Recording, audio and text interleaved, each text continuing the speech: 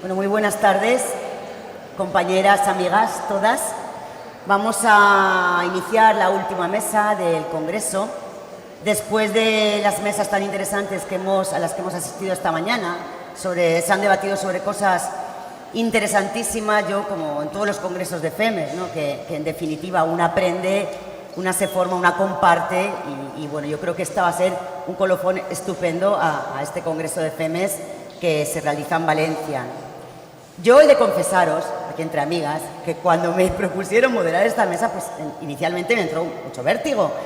Y me entró vértigo porque realmente moderar una mesa con estas tres mujeres, pues para mí era una responsabilidad enorme, porque son mujeres a las que conozco, a las que admiro, de las que aprendo y en definitiva, pues bueno, da cierta sensación de mucha responsabilidad. Pero después le di un giro, como hacemos las mujeres, y pensé, lo que estoy es orgullosísima de poder estar aquí con ellas, escuchándolas, junto a ellas y aprendiendo como siempre.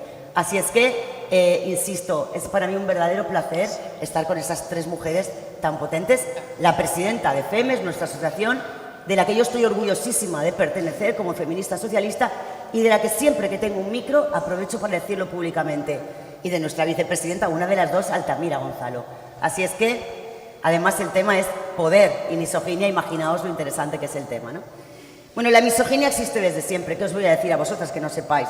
Ya en los textos antiguos de Grecia, de la Grecia clásica, pues algunos autores lo utilizaron para manifestar actitudes de desdén hacia las mujeres.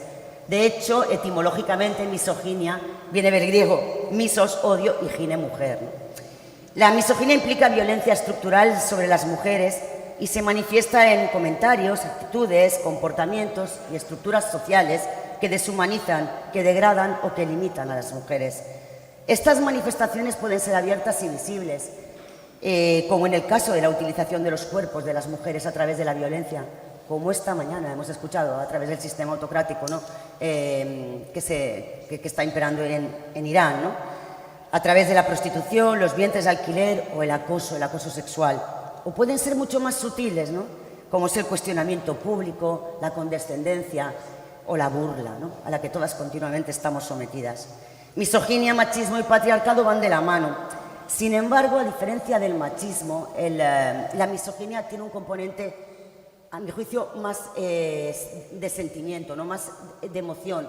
Y controlar y gestionar los sentimientos y las emociones es muchísimo más complejo, ¿no? De gestionar y sobre todo también de transformar. En los últimos años pues estamos asistiendo a una multiplicación de las actitudes de misoginia a través principalmente, lo decía Pilar esta mañana, de los entornos digitales, ¿no? Por lo que está calando cada vez más entre nuestros jóvenes. No hay nada más que pensar en cómo está ahora mismo ocupando la manosfera, la regla del 2080 o incluso los incel, que están calando verdaderamente en las culturas de nuestros jóvenes para darnos cuenta de cómo ese sentimiento de odio, de desprecio hacia las mujeres está cada vez más presente en nuestra sociedad. En esta mesa queremos reflexionar, y es lo que les voy a plantear yo a estas tres supermujeres que tengo aquí conmigo, sobre cómo funciona la misoginia en la vida pública, ¿no? Y cómo los hombres, a través del poder, a través del ejercicio del poder que han detentado desde siempre, la han utilizado y la utilizan a día de hoy para perpetuar la subordinación y el control hacia las mujeres. Pero también me parece interesante resaltar otro enfoque que el título también sugiere y al que yo le di muchas vueltas cuando me plantearon esta mesa y que en cierta manera pues también está relacionado. Es cómo se cuestiona públicamente el poder de las mujeres, ¿no? Cuán difícil es que se nos reconozca autoridad, qué cansino es tener que estar continuamente justificando cuando tenemos poder, porque entran en funcionamiento toda una serie de dinámicas de desprestigio, de menosprecio, de infravaloración de nuestras capacidades y de nuestros liderazgos, sobre todo si son liderazgos feministas y por tanto transformadores. Y sobre todas estas cuestiones pues vamos a reflexionar con tres voces autorizadas, yo vuelvo a decirlo, con tres mujeres de enorme prestigio, ¿no? Cada una en su campo, sea en el campo del pensamiento o en el campo de la filosofía o del derecho, ¿no? Pero que ambas tienen un objetivo común, que es la defensa de la agenda feminista, y ambas, las tres, se caracterizan por su militancia y por su activismo feminista. Yo podría decir también que no hace falta que os las presente, pero no quiero. Voy a leeros el currículum de cada una de ellas tres, porque creo que hay que poner continuamente en valor las aportaciones que hacemos las mujeres al movimiento feminista y a la vida en general. Y voy a comenzar por Alicia. que ya os digo que no haría mucha falta, pero sí que lo voy a hacer. Alicia es doctora en filosofía y es profesora de filosofía moral y política en la UNED. Entre sus líneas de investigación destacan los aspectos sociales, políticos y morales del siglo XIX y su repercusión en la historia del feminismo, el feminismo como filosofía política. Alicia es especialista en participación política y en esa línea formó parte del proyecto El Camino hacia la Paridad en la Universidad de Oviedo, en el que analiza la representación política de las mujeres en las instituciones y también la aplicación de las cuotas en los partidos políticos. Alicia desarrolla su trayectoria vital combinando el campo de la teoría con el activismo feminista y el compromiso político, lo que la ha llevado a desempeñar diferentes puestos de responsabilidad en diferentes gobiernos socialistas. Además de impartir cursos y conferencias en diferentes ámbitos públicos y privados, ha publicado numerosos artículos y libros. En los últimos años, su trabajo de estudio de compromiso político se centra en la investigación y denuncia de los impactos que para la vida de las mujeres tiene la maternidad subrogada, los vientres de alquiler. Yo creo que Alicia es valiente, es una voz autorizada y defiende la agenda feminista en todas sus dimensiones. A la vez, sus últimos libros, Distopías patriarcales y del sujeto transgénero al transhumanismo, el delirio y la misoginia trans, pues eso también nos ha puesto en el disparadero, Alicia, como a todas. Son títulos Son suavísimos, bueno. Pues aborda las nuevas amenazas que está significando la teoría queer en estos momentos y el transgenerismo para las mujeres y para el feminismo. Ha recibido muchos premios, las tres, entre ellas el Premio Comadre de Oro Especial en el 2016 y el Premio Feminista de Honor de Mujeres Progresistas en el 18. He de deciros, también de confesaros, que he estado muchísimo tiempo para poder resumir el currículum de las tres. Porque claro, cuando me ponía a leer era imposible. He tardado mucho más tiempo del que habitualmente tardo para preparar cualquier cosa. Altamira Gonzalo. Altamira, ay, que me he perdido la hoja de Altamira, pues la tengo por aquí, no os preocupéis que la tengo. Altamira es licenciada en Derecho. Es especializada en Derecho de Familia, Derecho Comunitario y en Violencia Machista, en Violencia de Género. Ha ejercido la abogacía hasta su jubilación hace algunos años y siempre se ha dedicado a la defensa de los derechos de las mujeres en el ámbito civil y penal. Y yo me atrevo a decir, y sé que vais a estar todas de acuerdo conmigo, pues que es una de las voces a día de hoy más autorizadas en nuestro país en materia de feminismo jurídico. Lo tengo claro y sé que las compañeras también. Su formación en Derecho con perspectiva de género y, sobre todo, su compromiso feminista han favorecido su trayectoria en numerosos espacios de participación social y política, en comisiones de trabajo, consejos asesores, como experta o en órganos de dirección. Es importante destacar tu vicepresidencia de FEMES y también tu pertenencia, tu vicepresidencia, tu presidencia de TEMIS, de las mujeres juristas, ¿no? Entre sus logros, que es una cosa que siempre se dice, y lo voy a volver a decir también, es que es la primera jurista que alcanzó una sentencia de cárcel por impago de pensiones. Esta mañana creo que lo decía Matilde, ¿no?, cuando se consiguió por fin, ¿no?, que se tipificara como delito el impago de pensiones. Bueno, pues Altamira fue consiguió la primera sentencia. Ha participado en infinidad de leyes. En todas estas leyes que esta mañana también se han nombrado, ha participado como ponente en las redacciones o incluso en el seguimiento de su implementación. En la Ley Orgánica contra la Violencia Machista, la del 2004, en la Ley de Igualdad del 2007, en la del aborto, en la de salud sexual y reproductiva y la interrupción voluntaria del embarazo, en fin, en todas las leyes que de alguna manera han configurado la arquitectura que hoy tenemos en materia de igualdad. Ha recibido muchísimos premios, solo voy a decir dos. El Premio de Dones Progresistas en el 2022 y de Mujeres Progresistas en el año 21 y, sobre todo, Altamira, un honor para todas nosotras, el Premio de Igualdad de la Abogacía en el 2023, junto con los abogados de Giselle Pelicot, que es un honor. Y Amelia, vamos con Amelia. Bueno, Amelia, es que claro, me da un poco de cosa, pero bueno. Amelia es catedrática de Filosofía, Moral y Política y ha desarrollado un amplio trabajo en el campo de la docencia y de la investigación en la Universidad de Oviedo y también en la UNED. Comenzó a estudiar filosofía en Oviedo, pero se trasladó a Valencia, o sea que conoce bien nuestra ciudad, porque acabó aquí sus estudios y se doctoró con una tesis sobre Hegel. Su amplia trayectoria académica y profesional la ha combinado con diferentes líneas de investigación en torno a la filosofía, la ética y el feminismo, lo que la ha llevado a configurarse como una de las mujeres más representativas del ideario feminista y progresista en nuestro país, ocupando puestos de responsabilidad en diferentes instituciones y organismos, entre los que destacan el Consejo de Estado, el Patronato del Prado o el Patronato de la Biblioteca Nacional. Yo, que soy una fan de la cultura, para mí eso es de un reconocimiento increíble. Amelia ha participado en infinidad de comités científicos de carácter nacional e internacional, ha presidido, dirigido y coordinado congresos, seminarios, ha colaborado en infinidad de publicaciones y es autora de muchos libros. Voy a destacar muy poquitos. Sexo y filosofía, la política de las mujeres, feminismo, el mundo global o sus más recientes, ahora feminismo y la civilización feminista, que tuvo el placer, la generosidad de regalárnosla a todas nosotras en el último Congreso de FEMES. O sea que muchísimas gracias y de firmárnoslo además en el de Madrid. Una de las reflexiones más conocidas y admiradas de Amelia como pensadora feminista es la importancia de hacer del feminismo una teoría política. El sexo como construcción normativa, la lucha por la paridad, el multiculturalismo y las mujeres o el concepto de igualdad son otros de los temas que también aborda.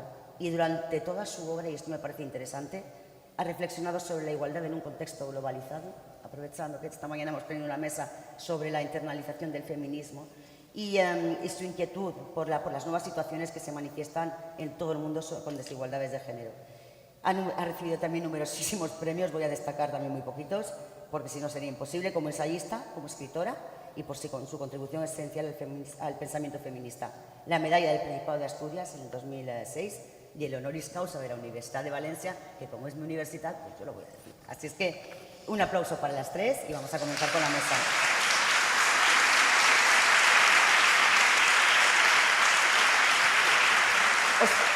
Os pregunto directamente a las tres y yo no hablo más. ¿Cómo funciona la misoginia en la vida pública y qué estrategias colectivas permiten enfrentarse a estas dinámicas en las instituciones, en los medios, en las redes sociales y en los espacios laborales? Cuando quieras, Alicia. Bueno, tú sabes que una pregunta sí, bueno. Y luego quien responde preguntas manzanas y yo respondo peras. Por supuesto. Eres libre de responder lo que tú consideres. Es exactamente lo que voy a hacer. No me cabía ninguna duda. Me voy a ir por otro lado. Pedí empezar la primera para hacer un poco, una introducción de contexto, pero antes de eso quería decirle a Nilúfar que estamos en este espacio, desde aquí además impone, estamos en este espacio hablando de feminismo porque este espacio está desacralizado. De hecho, si estuviera sacralizado, recuerdo a todas las que compartimos la cultura católica en la que hemos nacido, que las mujeres no es que no podamos ejercer el sacerdocio, es que tampoco podemos ser diáconas. Con lo cual, no salvando las distancias, pero digamos que todavía también nos queda un largo trecho para ganar muchos espacios donde me parece que es legítimo también vindicar el espacio del sacerdocio para las mujeres de fe católica. Parece un acto de feminismo. A lo que voy. Pedí hacer el contexto porque, a la verdad, últimamente hablando con Rosa, le decía, estoy cansada ya del tema trans. Estoy absolutamente cansada. Entonces, le ando dando vueltas a las cosas y entre todas las cosas que le doy dando vueltas, voy leyendo. Y decía, pues voy a hacer un poco de contexto en el que estamos. Y un poco de contexto en que estamos, y lo voy a traer desde el punto de vista de la sociología política y también desde la filosofía política. Y no os voy a dar ningún rollo, porque son las 4 de la tarde. Solamente os voy a decir, fijaros, los últimos libros en sociología y en filosofía política que se refieren a la sociedad llevan los siguientes títulos. Solamente os pongo un pequeño muestrario de las últimas publicaciones, un pequeño muestrario en lo que tiene que ver con el análisis de la sociedad. Títulos: La época de las pasiones tristes, la era de la crueldad, el aplanamiento del mundo, el mundo desbocado, la sociedad del cansancio, la sociedad de la desconfianza, la sociedad del desconocimiento. Y este me gusta especialmente porque hace referencia un poco a lo que Carmen Romero hoy intentó plantear por la mañana. Hay dos títulos que a mí me gustan.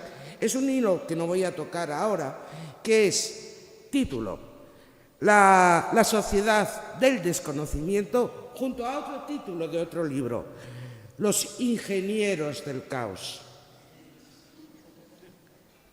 Es decir, esa inteligencia artificial, hay una inteligencia humana que opera generando el caos y a la vez generando, en términos sociales, la mayor desinformación habida y por haber en el momento actual. Pero no me voy a entrar en ese lío. Voy a los anteriores. Recordar la época de las pasiones, la era de la crueldad. ¿Cuáles son las pasiones tristes del momento? ¿Cuáles son? Las vais a reconocer todas en esta sala. Son las siguientes: resentimiento, indignación, miedo, inseguridad, bronca. Estos son los mimbres que en este momento todos los analistas que hacen un análisis de la sociedad dicen que es lo que está presente en el momento actual. Si os dais cuenta, con estas pasiones, que yo no llamaría tristes, sino pasiones crueles, es imposible avanzar hacia democracias más justas, y justamente nos están dando el caldo del momento en el que estamos. Estas pasiones crueles, estoy así con los brazos y casi que me siento transportada, ¿eh? Estas pasiones crueles a lo que nos están llevando es realmente a las formas políticas extremas del populismo. Son esos los sentimientos que arraigan en el populismo. Son esos los sentimientos que las formas populistas de derecha o de izquierda van a intentar incentivar a toda costa, y que son justamente los contrarios, Matilde, a los que hoy planteabas por la mañana, cuando narrabas todo lo que lo fue la política de construcción de las políticas de igualdad en este país y en todo país democrático. Justamente estas pasiones crueles se oponen a las pasiones que fundamentan toda democracia, que son las siguientes: el reconocimiento, que es lo contrario del resentimiento, el reconocimiento, espera que me perdí, el reconocimiento, la empatía. ¿Dónde está la empatía? La solidaridad. ¿Qué palabra más mojigata a día de hoy?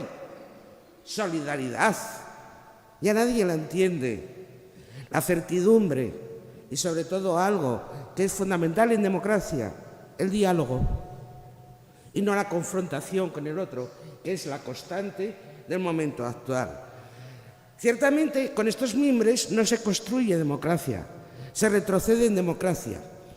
Y, por si no os lo creíais, vamos ahora a los títulos de los últimos 2 años que analizan la situación actual en lo relativo a las democracias. De nuevo, son títulos tan ilustrativos que no tengo por qué entrar en ninguno de ellos. Los títulos lo dicen. Fijaros, democracia sin derechos. Son eso que ahora se llama, que además es una expresión que no me gusta nada, y que todos los que se dedican a la teoría política hablan de ello. La democracia de derechos es esa expresión que ahora reconoceréis que es la descripción de democracias iliberales. ¿Os suena? Iliberales. Democracia sin derechos, el ocaso de las democracias, El pueblo contra la democracia. Todo esto son títulos de los últimos 3 años, ¿eh? Democracias en extinción. Y por último, ¿cómo mueren las democracias? Lo cierto es que todos estos libros y los anteriores plantean la misma cuestión de inicio. Cierto es que ninguno de ellos, pero eso luego lo veremos, y ahí sí ya te respondo un poco, ninguno de ellos plantea como un indicador de retroceso en democracia el indicador de desactivación de las políticas de igualdad. Llama muchísimo la atención y tampoco ninguno de ellos hace el énfasis en la misoginia presente para decir que es un indicador más de retroceso democrático. Pero como decía, todos ellos plantean la misma cuestión de inicio y es una realidad tangible, aunque no nos la queramos creer, y es que las democracias están en retroceso. Es una realidad. De hecho, para que veamos, os voy a dar solamente dos datos que además están sacados del informe sobre democracias que anualmente se publica a nivel internacional y que a mí me gusta mirar, Dos datos. En lo relativo políticamente, es un dato tremendo que explica muy bien todo lo que nos está sucediendo también. El mundo tiene, en el momento actual, el mundo tiene menos democracias que autocracias u otras formas de gobierno en más de 20 años. O sea, ha habido un retroceso desde finales del siglo pasado al momento actual. Y un dato social. Casi tres de cada 4 personas, en el mundo, el 72% de la población mundial, viven ahora en formas de gobierno no democráticas. Es la cifra más alta desde 1978. Estos son indicadores reales. Bien, nadie en este contexto, nadie es inmune a este estado de la cuestión. La mayor parte de la sociedad, aquí, en España y a nivel internacional, en las sociedades democráticas, está política y socialmente o bien polarizada o bien paralizada. Polarizada la mayoría, porque realmente lo que se incentiva es esta confrontación, y paralizada porque en muy buena medida no vemos la solución a este conflicto, no vemos la solución a esta situación actual, no vemos el futuro claro.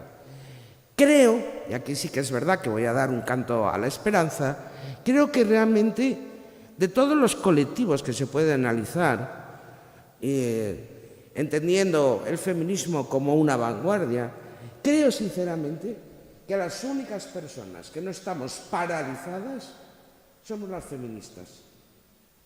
Pero claro, navegamos entre dos aguas, porque si la democracia está en retroceso, ¿qué sabemos las feministas? Que el feminismo está en retroceso. Esa es la realidad a la que nos enfrentamos. Y la novedad del tiempo presente es que no solamente nos enfrentamos a los credos religiosos de antaño y del presente actual, ni siquiera a las políticas ultraconservadoras, que también. Por cierto, me llama muchísimo la atención que gente muy hábil haya aprendido de nuestra experiencia a la hora de legislar en lo relativo a igualdad o violencia de género, que nosotras en ninguna de las dos leyes incluimos ningún elemento sancionador. Y que por no haber incluido ningún elemento sancionador, hoy tengamos que asistir en este país, por ejemplo, impunemente a que haya partidos políticos que nieguen la violencia contra las mujeres por el hecho de ser mujeres, o que haya jueces que se burlen. Si realmente hubiéramos articulado algún elemento sancionador, esas voces no existirían, no se pronunciarían tan alegremente como lo hacen. Pero la novedad del momento actual y el retroceso del momento actual y el retroceso de las democracias no solamente viene de los discursos clásicos de la derecha y de los discursos clásicos de los credos religiosos, sino que la novedad del tiempo presente es que también discursos de izquierda están abonando el terreno de la misoginia.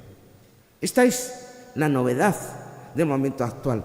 Lo que hoy decías por la mañana, islamofobia, es la misma acusación que la de transfobia a las feministas, que denunciamos el relativismo cultural y que denunciamos también el delirio de que alguien nos haga creer cosas, tautologías, como lo de que una mujer trans es una mujer. Y cuando denunciamos eso, a nosotras nos llaman transfobas y a ti te llaman islamófoba. Y eso no viene de la derecha, viene de los discursos de la izquierda, que están abonando con ello el deterioro, están fragilizando las democracias y abonando un populismo de izquierda, que es el problema del momento actual. Ese es el problema en el que estamos. Aquí lo dejo.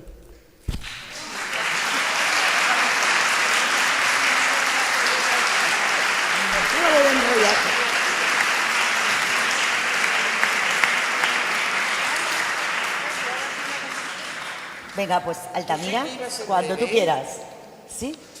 Yo me quedaban 10 minutos para decirte, Alicia, que no quería, porque esto a mí me sabe muy mal, pero claro, si no. Venga, cuando... Buenas tardes. Pues yo también voy a ir por mis fueros. Entre dos psicólogas, dos filósofas, ya os cuento. Bueno, voy a hablar del acoso sexual, fundamentalmente, como una manifestación de la misoginia que sufrimos con mucha frecuencia las mujeres. Por enmarcar también el tema, si decimos que la misoginia es el armazón ideológico del patriarcado, pues el poder es la herramienta para ejercer esa misoginia, ¿no? Para mantenernos a las mujeres dominadas, subordinadas. Y una de las formas de ejercer este dominio es mediante el acoso sexual. ¿Para qué? ¿Qué persiguen con los hombres con el acoso sexual? Sabemos que no es una cuestión de deseo sexual. Lo que tratan es de excluirnos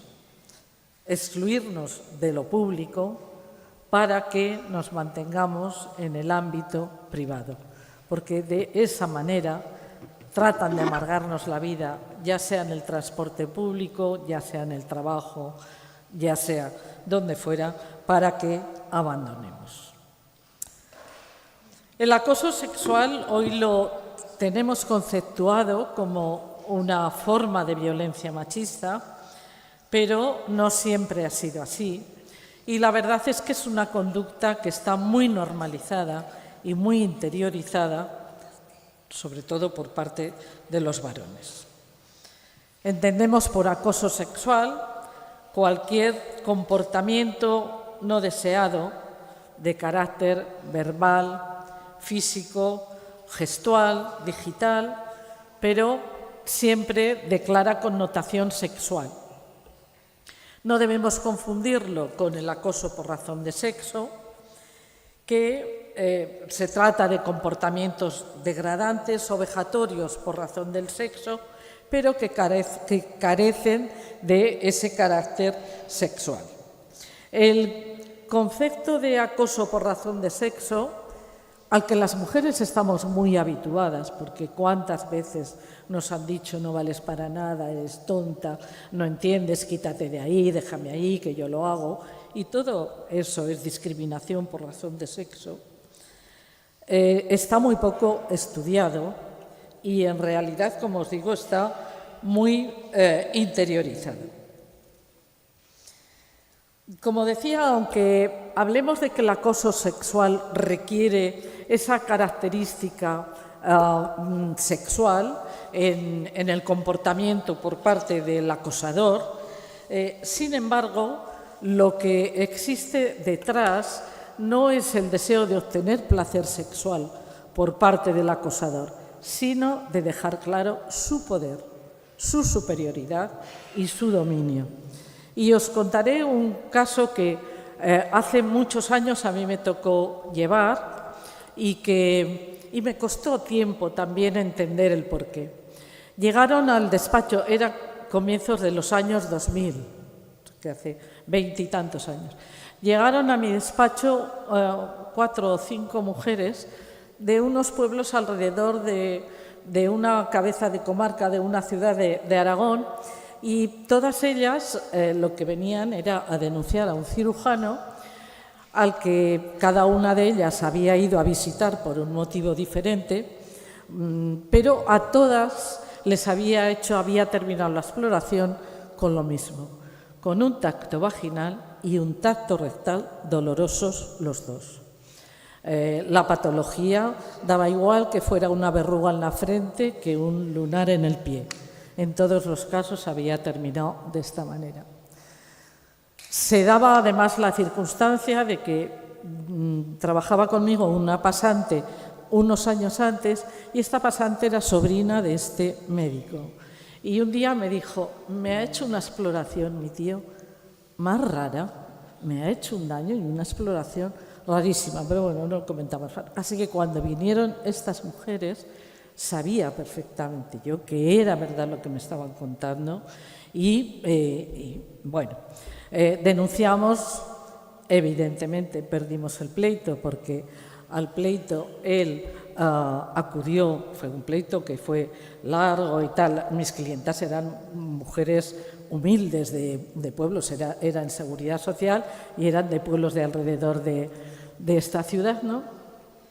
Y bueno, y no pudimos contratar catedráticos acreditados ni grandes médicos porque, entre otras cosas, tampoco entre ellos se iban a ayudar. Pero él sí, el acusado acudió al juicio pues con unos cuantos catedráticos y todos ellos testificaron con toda su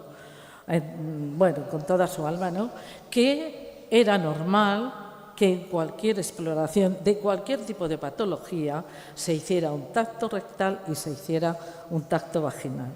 Total, este hombre fue, aunque el INSALUZ entonces sí que le suspendió de empleo y sueldo, luego volvió a ser readmitido porque fue absuelto.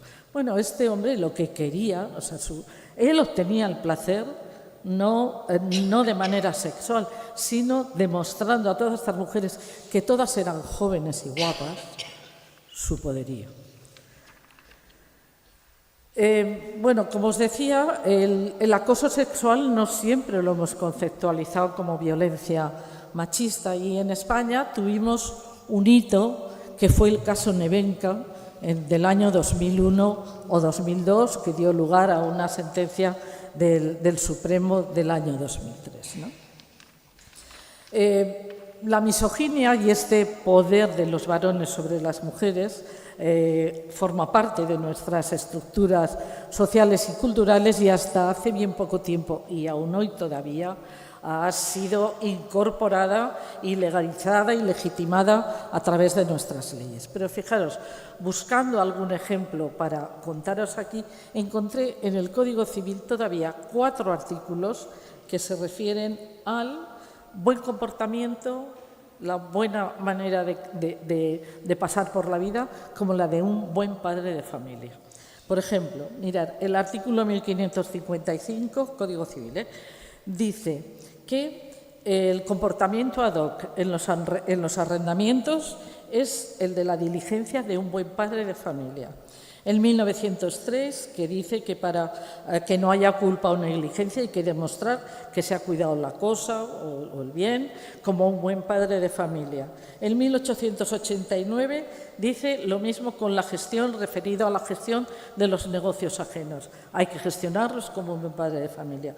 Y finalmente que el usufructuario, dice el 497, que debe tratar los bienes que reciban usufructo con la diligencia de un buen padre de familia. Todos estos artículos están hoy vigentes. ¿Por qué? Pues porque el Código Civil es un código que procede de finales del siglo XIX, que ha sido parcheado, pero que por todas las costuras respira el patriarcado, el machismo y esta cultura. Por ello, porque las leyes lo han contemplado así, históricamente las mujeres solo somos hijas de nuestros padres, aunque nos haya parido la madre, y somos las mujeres de. Y esta ajenidad, hacernos ser propiedad del otro, ha alcanzado durante muchos siglos a todas las actividades de nuestra vida y a todas las etapas de nuestra vida también. Bien, y en lo referente al acoso sexual, pues en los últimos meses hemos estado viviendo en España una especie de Me Too en la política que ha alcanzado desde los partidos, desde nuestro propio partido, el Partido Socialista, pero a la izquierda todo el repertorio y a la derecha todo el repertorio también. En todos los casos que hemos conocido y se han hecho públicos, hay dos denominadores comunes. El acosador siempre es varón y la acosada siempre es mujer. Y conocemos de este problema, que es un problema muy serio, conocemos únicamente la punta del iceberg, pero es un problema que tiene consecuencias negativas muy importantes para las mujeres, como veremos. El acoso sexual se da en el ámbito laboral, es el primero al que se ha dedicado esfuerzo legislativo en nuestro país, y en el ámbito laboral, claro, tiene consecuencias añadidas pues muy tremendas y muy negativas para las mujeres, que termina muchas veces con el abandono del trabajo o incluso con el despido. Pero, sin embargo, hay otras muchas facetas de la vida en las que los varones acosan habitualmente a las mujeres, en las actividades docentes, en las académicas, en las deportivas, en las políticas, en los sindicatos, en todas aquellas actividades que se hacen de manera conjunta o compartida, se produce acoso sexual. ¿Cuál es la génesis del delito de acoso sexual? Porque este concepto es muy reciente en realidad. Apareció en primer lugar en los años 70 y fue el activismo feminista norteamericano de esa época el que fue desarrollando, sobre todo en el ámbito académico y el jurídico, el concepto de delito de acoso sexual. Y la primera vez que se menciona en una sentencia fue una sentencia del Distrito de Columbia, de un tribunal de ese distrito, del año 1976. A la conceptualización del acoso sexual como una discriminación por razón de sexo y como una forma de violencia contribuyó enormemente la jurista feminista norteamericana Catherine McKinnon, que me gusta citarla porque es una mujer que ha aportado mucho al feminismo jurídico, y ella fue la que lo conceptualizó, como digo, como una forma de discriminación y de desigualdad, y no solo como una conducta sexual inadecuada. En su libro Feminismo Irreductible, ella afirma que después de los años 70, el feminismo levantó el velo sobre los delitos sexuales y fueron percibidos por primera vez en su verdadera amplitud y en las interconexiones, ¿no? Este análisis feminista de los abusos sexuales como una expresión de la desigualdad por razón de sexo sentó las bases de una nueva conceptualización de la violación como un atentado a los derechos humanos y de ciudadanía. Por eso, y gracias a este trabajo desde comienzo de los años 70, la Declaración sobre la Eliminación de la Violencia sobre la Mujer del año 1993 de la ONU, cuando define la violencia contra la mujer, incluye ya el acoso sexual. Y también la Plataforma de Acción de Pekín del año 1995, que esta mañana os habéis referido varias compañeras a ella, define en el objetivo dedicado a la violencia sobre la mujer, que debe entenderse por tal, y añade, entre otras cuestiones, que la violencia sobre la mujer puede adoptar la forma de hostigamiento y de intimidación sexual en el trabajo. La primera vez que se incorpora un código penal fue en el Reino Unido en el año 1980. Y luego la Unión Europea empezó a tratar este tema, pero siempre con un planteamiento más bien desde el ámbito laboral. Pero el Parlamento Europeo dictó una resolución en el año 86 instando a todos los Estados miembros a definir esta conducta. Y luego han existido varias directivas, una de las más importantes es del año 2002. Y el Convenio de Estambul, hablamos del ámbito europeo, pues el Convenio de Estambul, que es del año 2011, define perfectamente el acoso sexual y obliga a todos los países que ratifiquen el Convenio de Estambul a incorporar al ordenamiento jurídico interno pues estas definiciones. ¿Y en España qué proceso hemos tenido? Pues en España la primera referencia que ha habido al acoso sexual ha sido en el ámbito de la legislación laboral, que fue la ley del año 1989, que también esta mañana la habéis citado alguna compañera, en la que se introdujo el permiso de 16 semanas por parto y se aprovechó ya para modificar un artículo del Estatuto de los Trabajadores para introducir como un derecho de los trabajadores el derecho a la protección frente a las ofensas físicas o verbales de naturaleza sexual, es decir, frente al acoso sexual. Se modificó el Estatuto de los Trabajadores como consecuencia de esto, el artículo 4, y luego tenemos otra ley, que es la Ley para la Igualdad Efectiva, que es la ley del año 2007, una ley importantísima que define también el acoso sexual. Y hasta ahora me estoy refiriendo a la recogida de esta conducta únicamente en legislación que afecta al ámbito laboral. Pero no se ha tipificado todavía, estamos para cuando se aprueba la Ley de Igualdad del 2007 ya lo tenemos recogido en la legislación penal, pero digo que la evolución primero ha sido en el ámbito laboral.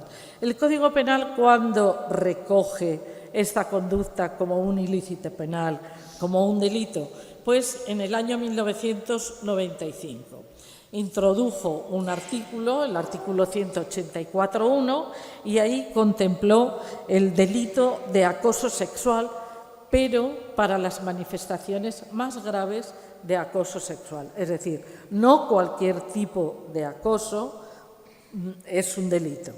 Para que sea delito tiene que reunir unos requisitos que ahora os voy a decir. Tiene una redacción que a mí me hace mucha gracia, porque a mí me parece que es una redacción muy antigua.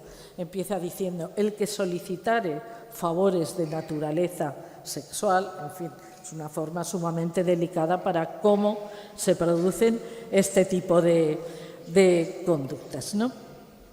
Pero mirad, hay una cosa interesante y es que nuestro artículo 184.1, que define el acoso sexual, no exige como un requisito del tipo el que haya sido no deseado por la víctima, mientras que tanto el Convenio de Estambul como la Directiva Comunitaria dicen que tiene que ser una conducta no deseada.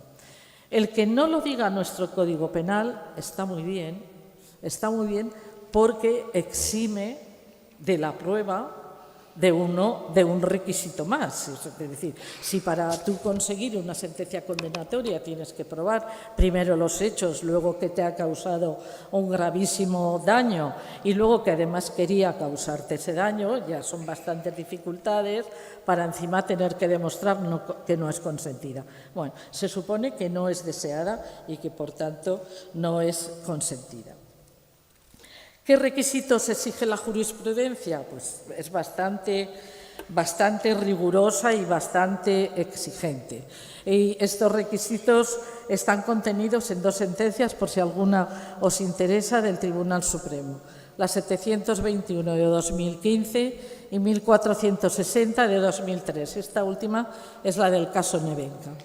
Exige la concurrencia de 4 requisitos. Primero, que haya una solicitud de favores sexuales para uno mismo, digo para uno, puede ser para una, pero normalmente es para uno, o para un tercero. En el ámbito de una relación laboral o una relación académica o análoga. No es un número cerrado, un número clausus, sino que puede ser cualquier tipo de actividad. Que haya provocado a la víctima una situación, ojo, objetiva y gravemente intimidatoria, hostil o humillante. Es decir, acreditar que te ha producido una situación objetiva es bastante complicado porque la interpretación siempre es subjetiva del juzgador. Lo que para mí puede ser objetivo, para quien tiene que resolver, a lo mejor no. Con lo cual, este requisito ya es una barrera importantísima y otra barrera importante es que hay que demostrar que ha habido dolo por parte de la persona que es acusada, es decir, que ha querido hacer ese daño tan profundo, ¿no? Entonces, quedan excluidos del tipo penal de acoso sexual todas aquellas conductas que aunque causen daño o atenten a la dignidad de la persona, pues no causen ese grave daño objetivo tal. Bueno, lo cierto es que delito más grave o menos grave es una conducta impune. Impune, lo digo por lo siguiente. En el año 2023 hubo en España 47 personas condenadas por delito de acoso sexual. 47 personas. Y en el año 2024 fueron 51 personas. En el año 23 todos fueron varones y en el año 24 todos fueron varones, 50 varones y una mujer. Ese es el sexo de las mujeres y las acosadas, siempre mujeres. Y luego hay unos datos que a mí me gusta comentarlos, que son los datos que se derivan de la macroencuesta del Ministerio de Igualdad del año 2024, que, por cierto, son datos que varían muy poco respecto a los datos de la macroencuesta del año 2019, lo que es muy mala señal. Es decir, si no hemos sido capaces de mejorar en esos 5 años, nos lo tenemos que hacer mirar. Bien, en cuanto a la prevalencia del acoso sexual, nos dice la macroencuesta que el 36,2% de las mujeres mayores de 16 años ha sido acosada al menos una vez en la vida y el 12,8% en los 12 últimos meses. El 12,8% significa 2.715.000 mujeres. 2.715.000. De estas 2.715.000 tenemos, como os he dicho, 47 o 51 condenados, ¿no? La prevalencia entre las mujeres de 16 a 24 años es muy superior a la que existe para las mujeres más mayores, ¿no? La tipología, por el orden que os digo, es el número de veces que se produce. En primer lugar, miradas lascivas. En segundo, bromas sexuales humillantes. En tercero, contacto físico no deseado. Y finalmente, insinuaciones de tipo sexual. Y en cuanto al acoso sexual digital, también por orden de importancia, primero, recibir mensajes sexuales explícitos que humillan. En segundo lugar, verse obligadas a ver material pornográfico o envío de imágenes explícitas sexualmente, amenazas para enviar fotos o vídeos, o que alguien haya compartido fotos o vídeos de contenido sexual sin consentimiento. Estos son, por orden de importancia, la tipología que más se produce de acoso sexual digital. En cuanto al sexo del acosante, solo hombres en el 93,5% de los casos, tanto hombres como mujeres en el 2,8% de los casos y solo mujeres en el 0,4%. En cuanto a la forma o al lugar donde se produce, en sitios de fiesta el 41%, transporte público el 28% y online el 20%. Denuncias solo el 2,3%. Lesiones que ocasiona. El 0,4% de las mujeres mayores de 16 años cursó con lesiones físicas, el 9,6% con lesiones psicológicas. Por tanto, vemos que la repercusión en la salud de las mujeres es importante, que no es una conducta que pase de manera inane sobre las mujeres que la reciben. Y la macroencuesta nos refleja unos datos que a mí me parecerían muy importantes, como son la pérdida del puesto de trabajo, el despido del puesto de trabajo, la imposibilidad de promocionar en el puesto de trabajo a consecuencia del acoso, es decir, una serie de secuelas que para la vida de las mujeres tienen una gran repercusión. Estoy recordando, sobre todo en el caso de la academia, se produce con bastante frecuencia y es un frenazo en la vida profesional de muchas mujeres profundamente injusto y que además es impune. Esta situación es una situación global, no es una situación especial de España. Según la encuesta de Eurostat del año 2024 sobre violencia de género en el ámbito de la Unión Europea, también 1 de cada 3 mujeres ha sufrido acoso sexual en el trabajo y también la prevalencia es mayor en las mujeres más jóvenes.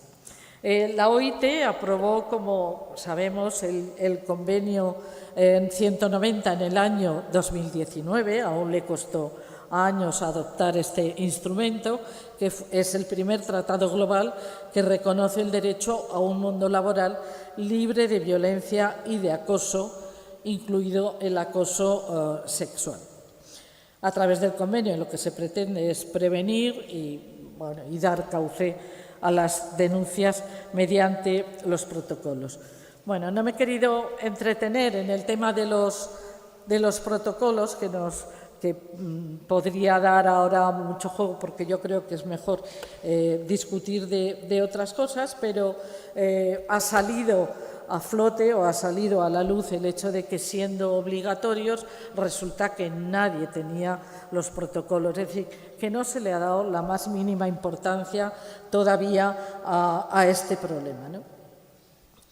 Los protocolos no son la panacea de nada, porque requieren, desde luego, de que sean aplicados por personal con muy buena formación y carecemos, yo creo que en estos momentos, de ese personal con buena formación, pero hemos de saber que ahora mismo toda la Administración General del Estado y sus organismos tiene que contar con estos protocolos, que todas las empresas, sea cual sea su dimensión, tienen que contar con protocolos y que además la Ley de Paridad ha obligado a que también todos los partidos políticos, etcétera, tengan que tener sus protocolos, que los protocolos pues son, aparte, son instrumentos que, aparte de contener medidas de prevención que se adecúen al lugar al que se refieren, también establecen el cauce para hacer las denuncias de los casos de acoso que se puedan producir en el ámbito correspondiente y que la persona acosada no decida no acudir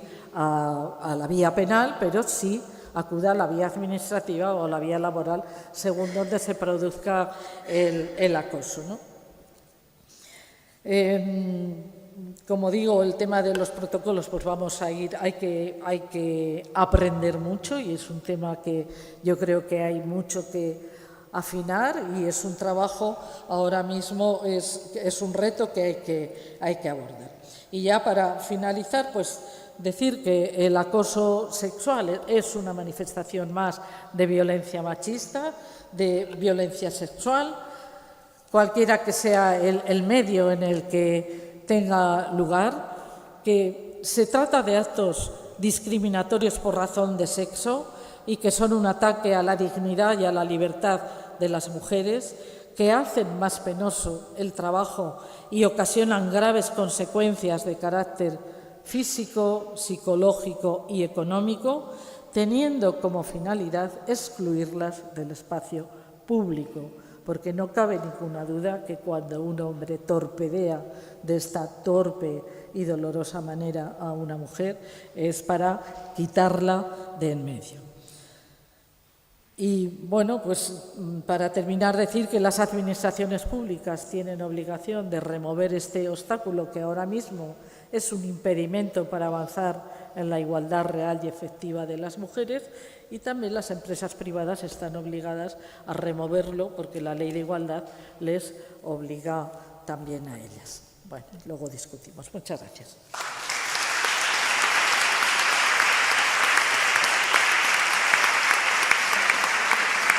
Muchísimas gracias, Altamira. Y vamos con Amelia. Amelia, ¿quieres ir al atril o quieres el micro? Lo que tú decidas. Muy bien. ¿Necesitas algo? Vale, perfecto, pues. Muchas gracias. Me encanta el tema. Yo he notado que este bellísimo ámbito es precioso, pero para la voz humana es un poco enemigo, porque está pensado para la sacralidad. Y en la sacralidad solo uno habla o los demás cantan cosas, pero no, es complicado, es bellísimo, pero tiene su complicación. La hora tampoco es la mejor. Yo recuerdo que a estas horas yo tenía clase de griego y, caray, recuerdo aquellas clases de griego como una auténtica tortura. Así que vamos a sobreponernos pensando que hemos llegado a la tercera parte de esta jornada nuestra, donde simplemente presentamos bocetos, como lo ha hecho Alicia. Dice, ¿cómo se está juzgando el tiempo presente y por qué? ¿Y quién está ejerciendo ese juicio? Planes, como lo ha hecho Altamira. ¿Qué tenemos enfrente? Tenemos una figura que no ha sido completada y hay que completarla en derecho porque hay que empezar a ejercerla, dado que el acoso es una conducta mucho más probable de lo que suponemos, que sus casos reflejados son probablemente pocos en relación con los que se producen, y que tiene como finalidad expulsar a las mujeres del ámbito que difícilmente intentan detentar, que es el ámbito público. Y yo por mi parte voy a hacer una cosa que, yo lo que quiero es invitar a una reflexión y que alguien más, desde un punto de vista teórico, la tome. Porque yo creo que hay una parte no iluminada de la democracia que cada vez que el feminismo intenta iluminarla, recibe una enemistad tan fuerte y tan profunda que lo que ocurre no es normal. Voy a partir de cuando nuestra compañera iraní ha presentado una fotografía que, si todavía la tuvieras a mano, sería magnífica, que es del Ayatollah Khomeini bajando del avión, porque tiene su interés. ¿Quién más iba en el avión? En el avión de Air France, un aparato magnífico, con que el Ayatollah Khomeini se trasladó a Teherán. Previamente, el Shah había abandonado sin oponer resistencia al asunto, podía haberla opuesto, pero no lo hizo, se fue. Y el imán Khomeini simplemente se hizo cargo del poder, amparado como estaba en una supuesta rebelión popular. Pero ¿qué hacía Foucault en el avión que transportaba a Khomeini? Vamos a suponer que Khomeini tenía su idea de por qué quería... Pero ¿qué hacía Foucault allí? Y entonces eso me lleva a leerles un párrafo de Foucault, que espero que me tal... Foucault, ¿cómo logra dominar el siglo? Cuando ahora nos fijamos en cuál es nuestra experiencia intelectual, en teoría política y en movimientos políticos, tenemos grandes figuras a las que referirnos. Si queremos también investigar cuál es la capacidad de pensamiento del siglo XX y buscamos a las figuras filosóficas, podremos encontrar también una excelente lista de figuras filosóficas. ¿Cuál es más popular? Supongamos que decimos, bueno, pues yo qué sé, Wittgenstein. ¿Quién conoce a Wittgenstein? Quienes nos dedicamos a la filosofía directamente, nadie más. Sartre es un poco más popular, algo más popular. Hannah Arendt, eso es ya para metodología feminista avanzada y teoría política, ahí tenemos al imán Khomeini, aterrizando en lo que va a ser, en fin, su campo de acción, de él y de sus herederos. Pues bien, mucho después en la fila dentro todavía está Foucault. ¿Qué busca Foucault viajando con el imán Khomeini? A que éste se haga cargo del poder en Irán. ¿Qué buscaba Francia cuando le dio asilo a Khomeini durante años? El cual tenía una casita muy bien montada y en el prado de delante del jardincillo recibía a la prensa, a ellos con magnanimidad y a ellas siempre que se cubrieran la cabeza. Foucault iba a hacer la revolución, caray. Ahora bien, ¿qué es la revolución?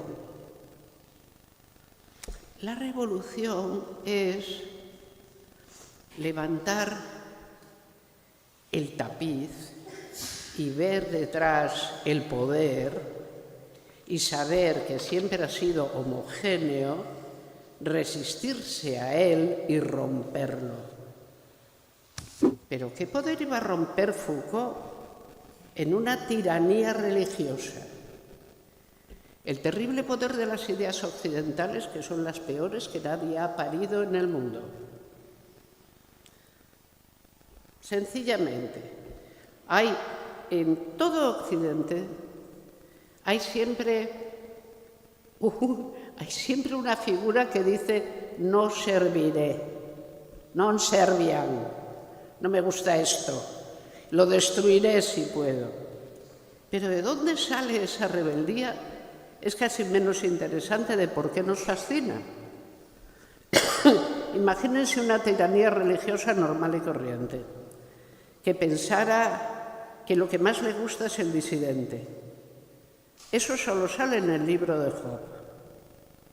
Sí, tenemos un texto sagrado, que es el libro de Job, donde hay una tiranía religiosa, Dios está dominando el mundo sin ningún problema, pero el diablo le visita todas las mañanas, porque son amigos en el fondo. Y entonces el diablo todas las mañanas dice, bueno, aquí vengo yo a presentarme como siempre, bueno.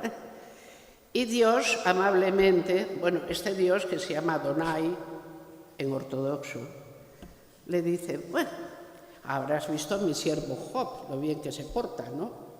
Sí, claro, se porta bien, porque como no le has hecho nada... ¿Cómo? Sí, pero bueno, si me lo dejas a mí ya verás cuando empieza a portarse mal. Es decir, la idea de todo orden tiene un contradictor que sabe dónde están los registros y es capaz de romperlos.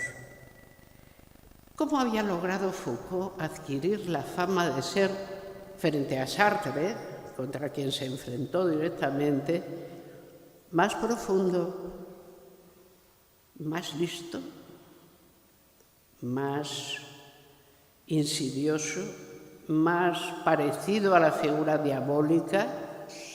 Tú dices que el sistema no te vale, pero solo te refieres a cosas tontas. No, yo digo el sistema no vale porque el propio proceso de hominización no sirve para nada, porque no hay nada que sea mejor que otra cosa. ¿Y cómo lo pruebo? Foucault tiene un par de conferencias que deja a todo París, si eso es posible, con la boca abierta. Es muy difícil dejar con la boca abierta a Le Centre du Monde Habité, ¿no? Pero os deja con la boca abierta. Yo les quiero citar un párrafo de una con la que Foucault sube al Empíreo.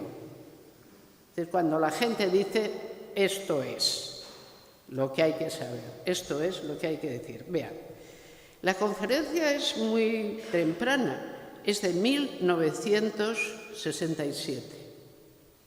Y frente a la idea, digamos, progresista de las utopías son aquel tipo de relato que nos dice cómo podemos construir una sociedad, dice, tenemos en primer término las utopías. Las utopías son lugares sin espacio real. Son los espacios que entablan con el espacio real una relación general de analogía directa o inversa. Se trata de la misma sociedad en su perfección máxima o en la negación de la sociedad. Pero, de todas suertes, las utopías son espacios que son fundamental y esencialmente irreales. Vale. Ahora ya empieza lo bueno.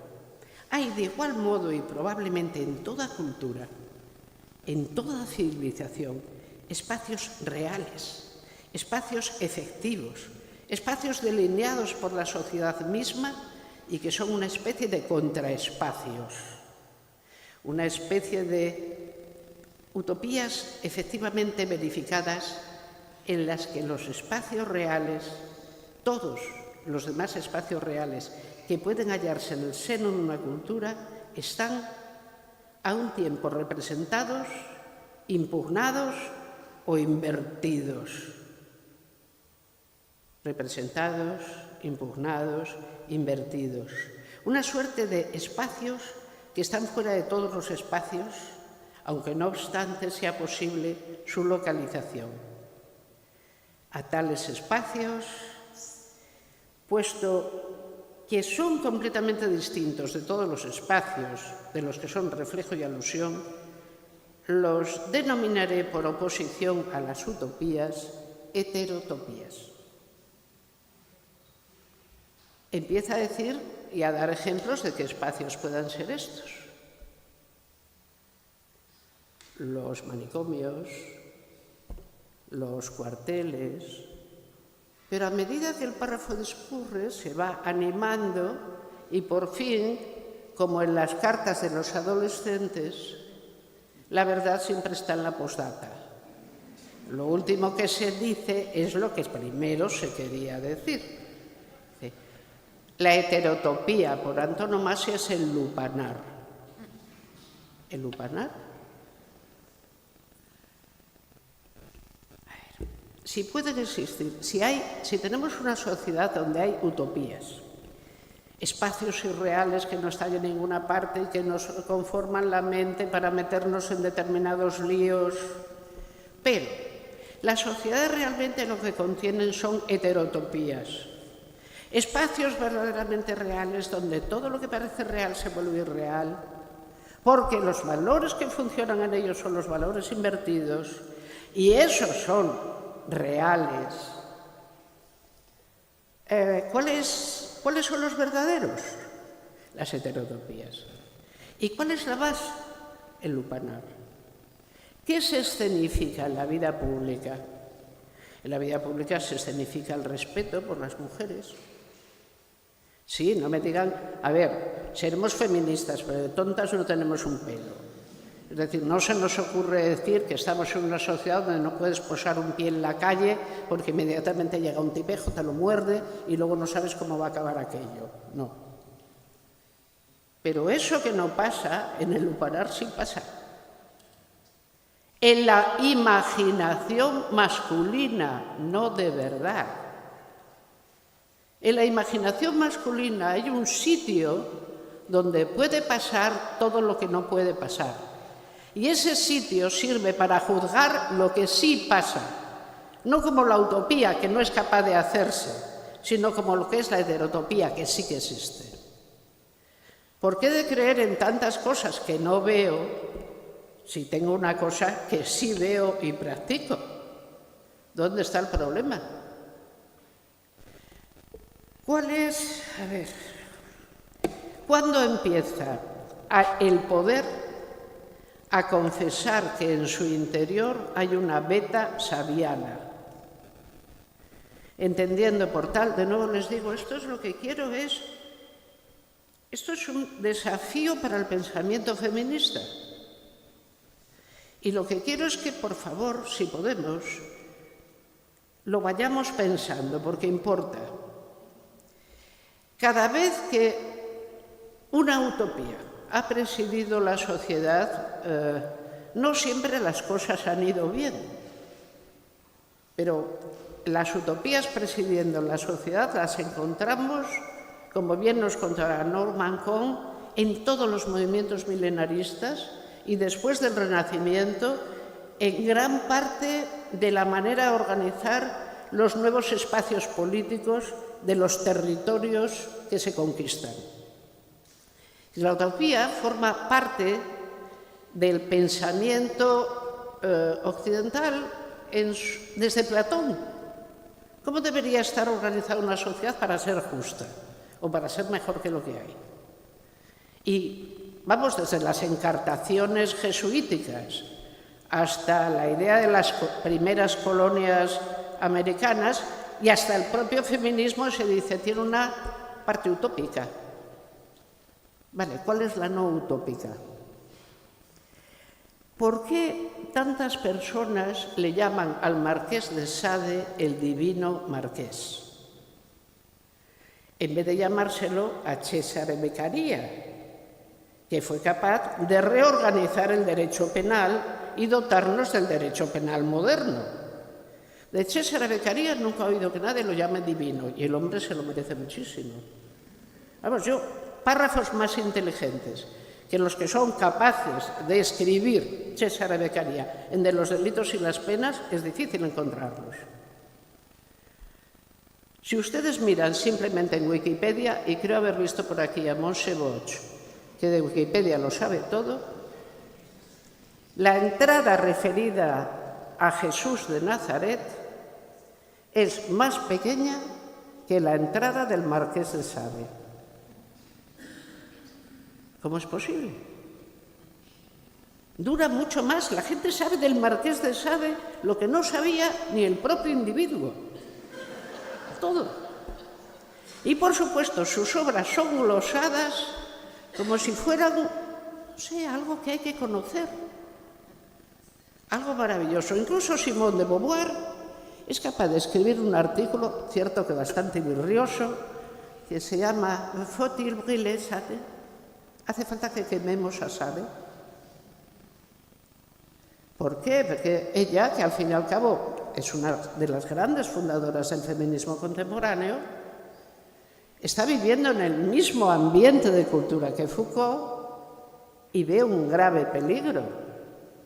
¿Puede el feminismo negarse a compartir lo que Sade,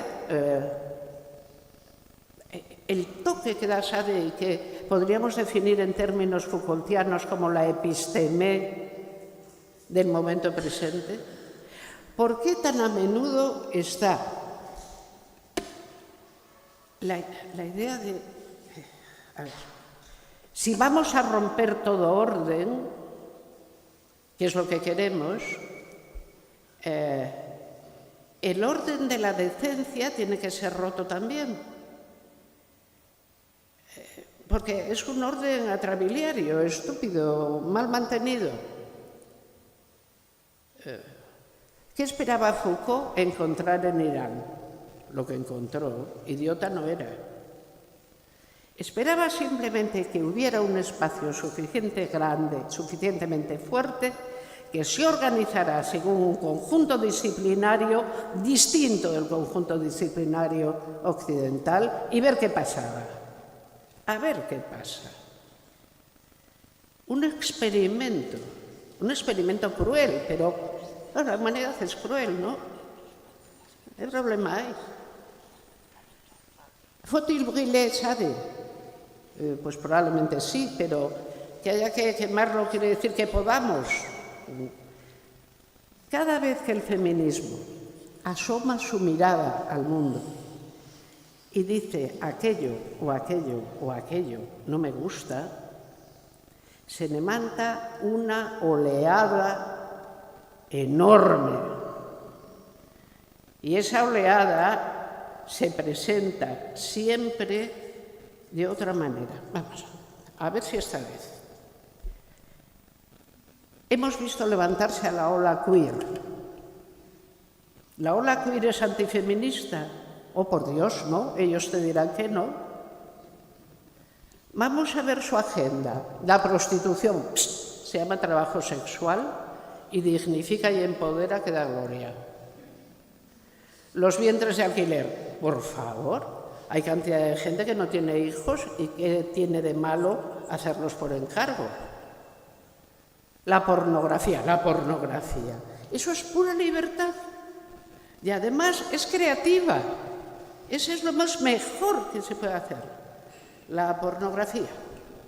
Dice, ¿queda alguna cadena más que puedas atar a nuestro pie? De tal manera que cuando, digamos, eso nos molesta, puedas decir, me sobras mucho. Porque te molestan cosas que son, primero, no se pueden desenraizar, están ahí desde siempre. Y a la mayor parte nos divierten. Dice, ¿y quién es la mayor parte? Dice, yo te lo diré, imbécil. La mayor parte es lo que yo diga. Esto es lo del huevo de Alicia, Humpty Dumpty, que es una bonita definición del poder, que es, ¿y qué es esto? Dices, lo que yo te diga. Hay en la tradición intelectual, en lo que yo te diga masculinista, está tan enraizada que yo solo espero que algún día, como en Alicia, el huevo se caiga de la tapia. Y se acabó la tiranía del huevo, porque estamos en ella. Los lugares, no lugares. ¿De dónde viene toda esta imaginación? ¿Cómo es posible un tipo como Berlusconi? ¿Cómo es posible un tipo como Epstein? ¿Qué tiene que ver todo esto con todo lo demás? Y del Islam no diré nada, porque, bueno, por lo menos para hacer lo mismo hay que morirse primero. Entonces la cosa está bien, primero te mueres y luego ya tú allí con las 72 vírgenes, sabe Dios lo que puede llegar a ocurrir. Yo de eso opino lo que opinaba Renan, pero no lo voy a decir porque si acaso se lo buscan ustedes en Renan y ya está. Epstein, una isla, un lugar, sin lugar en un lugar que es un no lugar. Si hay un lugar que sea un no lugar, es siempre una isla.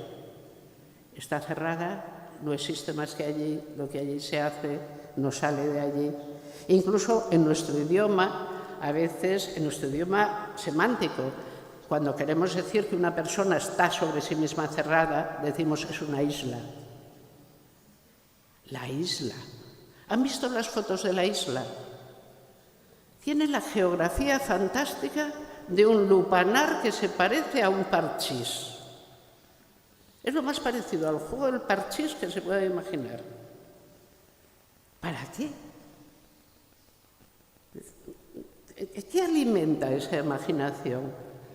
¿Por qué? Porque además estaríamos tentadas a pensar, bueno, en lugares totalitarios, extraños, extravagantes, pueden existir no lugares. No, pero en lugares que son las democracias punteras, alguien busca la existencia del no lugar y luego va invitando gente. A Chomsky, por ejemplo. Tiene su gracia, ¿no? Es decir, hay demasiada gente ya en esta obra de teatro. Pero vamos a coger el inicio de la obra de teatro. Le Parc aux Cerfs. Mi francés se va deteriorando. Pero esto se dice el Parque de los Ciervos. ¿Qué es el Parque de los Ciervos? Esto les va a interesar muchísimo porque tiene mucho cogollo. El asunto es, Luis XV, que era un tipo, bueno, hay un barrio de Versalles en particular que recibe el nombre de Parque de los Ciervos, porque en él hay una bonita finca que luego tiene una bonita edificación, donde sabemos que cada semana eran llevadas 2 jovencitas que tenían que tener entre 14 y 16 años. Se las pillaba siempre en París, en los lugares bueno, donde se pillan estas cosas, familias, etcétera, etcétera, que no mucho, se las llevaba al Parque de los Ciervos y entonces el rey primero se divertía con ellas, a veces sin bañarlas, porque le daba cosa que estuvieran guarras, le gustaba. Y, bueno, a la semana siguiente eran sustituidas por otras 2. Cuando quedaban embarazadas, los niños, a las criaturas se mandaban a una inclusa, o les pasaban cosas que ignoramos, o bien algún guardia de la guardia personal se hacía cargo de la paternidad y decía que era hijo de su esposa. El Parque de los Ciervos era conocidísimo. Hasta tenía un intendente propio, l'intendant de Le Petit Plaisir, que era el que llevaba a las sobredichas a ese lugar. Esta imaginación está en la cabeza de gente como Berlusconi, de gente como Epstein. A ver, vamos solo a lo de Berlusconi. Qué pena, yo he traído una foto. Pero como no quiero que nos ilegalicen, por lo menos no tan pronto, no la voy a poner. Pero voy a decir dónde está. Si se coge el diario El País y se pone fotografías de Villa Certosa, salen todas las fotografías. Y allí podemos ver a una serie de tipos que mandan en toda Europa, a veces presidentes de algún país, en bolas. Lo que tiene que agradecer a la Viagra la contemporaneidad, porque aquellos tipos, todos de una edad ya venerable, logran algo parecido a erecciones, si bien con muy mala pinta, y han sido fotografiados estupendamente acercándose a unas jovencitas con poco paño encima, llamadas enfática o tal, Leveline, las azafatas.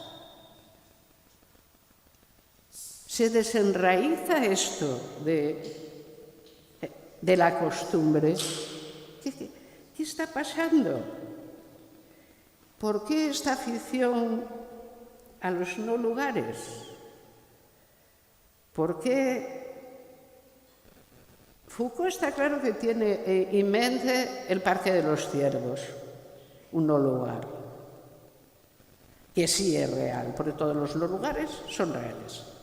No los utópicos, esos son chorradas, pero eso otro, no. ¿Se puede convertir toda la sociedad en un no lugar? No, no. El no lugar, que sí es lugar, tiene que estar separado. Pero ¿por qué el poder siempre cursa con este vicio? O sea, a ver, vamos a hablar de un tipo que no merece que hablemos de él, pero vamos a hacerlo y acabo. Ustedes habrán oído hablar de un tal Salazar. ¿Les suena? Vale, les suena. Si no, las pongo en antecedentes, ¿eh? A mí ya... Pues es un tipo que teníamos en el PSOE, que tenía una fama bien adquirida mediante de acoso, guarrindonguería, no sé qué, todo lo que le pidieras, él lo sabía hacer. Creo que andaba sistemáticamente por su oficina con la bragueta bajada por ver si alguien se fijaba. Es decir, bueno, a lo mejor exagero y solo la llevaba medio gas, no tengo ni idea, no estuve allí. Un amigo mío, psiquiatra, cuando yo le dije, pero esta cosa que les pasa a los varones, ¿no es rara? ¿No es un poco rara? Y entonces me dijo, no. Es que ese tío era tan feo y tan desagradable y tan poco apetecible que tenía que presumir de lo contrario constantemente para darse a sí mismo algún valor. Me pareció una explicación sumamente compleja para una cosa que parecía mucho más evidente. Ese tipo es un guarro, no necesitamos... No hay que echar ahí mucha neurona. Vale, ¿por qué se nos ha metido un guarro en casa? A esto hay que darle alguna explicación. ¿O creemos que vamos a pasar de rositas diciendo nosotras somos feministas? Conocemos a algún guarro, pero es una casualidad. En realidad casi no lo conocemos. Bueno, hemos oído hablar de él, ¿no? Pero... el poder, hay un tipo de tipos a los que enloquece siempre en la dirección sabiana.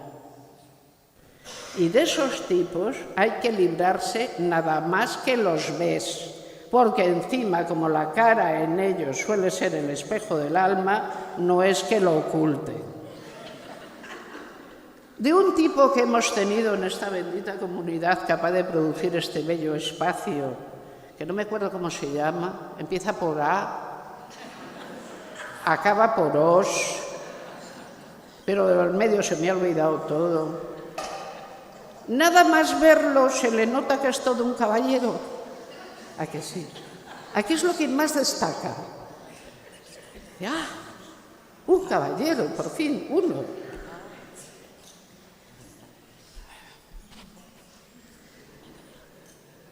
¿Les gustamos a este tipo de gente? No. Sin embargo, este tipo, que raro, de cuyo nombre no recuerdo nada, es el único que con Carmen Calvo firmó una cosa que nos venía francamente bien, que es librarnos de toda la patulea queer de un solo plumazo. Esto significa que a tipos que son francamente impresentables y unos auténticos granujas les podemos llegar a deber algo, es decir, ¿en qué lógica concurren sus favores? Pues probablemente la lógica de me cubriré frente a lo que hago. Y ya está, esos son tipos hábiles. Cada vez que hacemos un organismo pequeño de control de las hazañas de estos tipos, esperémonos respuesta. Porque saben dónde están, saben lo que quieren. Y la política es una excelente cubrición para ellos. Los tenemos que echar primero de la política porque es el ámbito de poder, con todo, más claro y más iluminado. Porque del ámbito de la empresa, del ámbito de las finanzas, del ámbito de los poderes ocultos, hay mucha gente de esta, más de la que nos conviene. Son capaces de, para su fin privado, bueno, ¿para qué les voy a contar el ridículo genial que estamos haciendo desde hace un año? ¿Contra quién se usa ese ridículo? ¿Contra ellos? No, contra el feminismo. Cada vez que Rosa Pérez aquí sentada, que está mirándome con cara de todavía va a decir 2 burradas más. Sí. Cada vez que Rosa Pérez se sube a la tribuna dels Corts y dice alguna cosa feminista, le dicen, ¡ah! Sí, estáis como para hablar. A lo que hay que contestar las mujeres, sí, por lo menos las feministas. Los otros no sé, mire, tampoco son de mi estricta responsabilidad. Usted tiene también en su casa, porque si tiene, déles, porque no son gente decente. Esta gente es capaz de tergiversar el fin último de lo público, siempre. Porque el vicio en que concurren nunca viene solo. Siempre, además, viene con se me pega el dinero a las manos que no me doy cuenta de cómo. En fin, a mí a veces por eso me encanta, y esta vez, comparar las situaciones, ¿verdad? Yo me he fijado mucho, he estudiado muchísimo Irán. ¿Cómo se lo montan por allí? Se lo montan igual, pero con lo que la compañera ha llamado todo el rato, eso lo está, el matrimonio temporal. La ciudad de Qom es una ciudad maravillosa donde se crían todos los clérigos. Y unos cuantos de los clérigos se dedican, están especializados en matrimonios temporales. Lo que no conocía yo, y te doy las gracias, compañera, es esto de las excursiones sexual-religiosas. Aquí también hacen excursiones sexuales, pero no pretenden que están ganando el cielo.